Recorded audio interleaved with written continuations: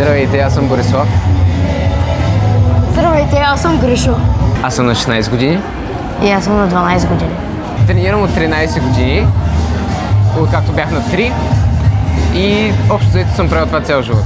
Аз тренирам от 4 годишен. Също се занимавам не само с спорта, ами и с училището.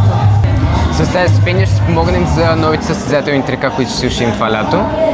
И също така за състезанието в Италия, което е световно първенство. 2 години подред вече сме републикански шампиони. Тази година също ни предстои лятото да имаме републиканско. Станахме втори на европейско. Отделно имаме първи места и на международни, имаме и втори места.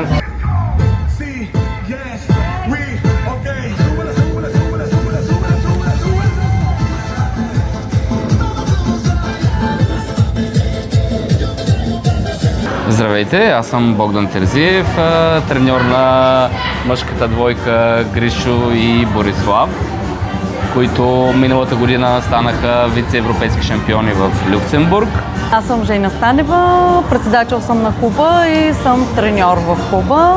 Общината ни помага, да. С малко, но помага. Да, не можем да кажем, че не ни помага.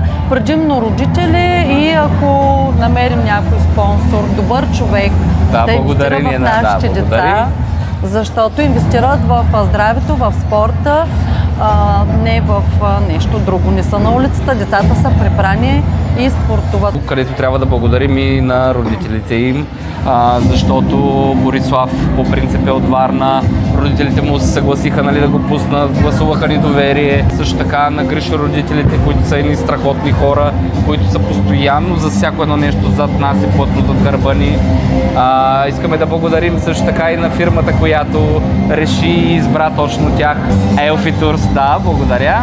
Удовлетворени сме от работата си. Много се обичаме. Може би хората казват, намери си хобито, за да го работиш. Моята мечта е за световното да станем първи и след това да стана треньор след време и да тренирам деца, които да постигнат това, което съм постигнал и аз.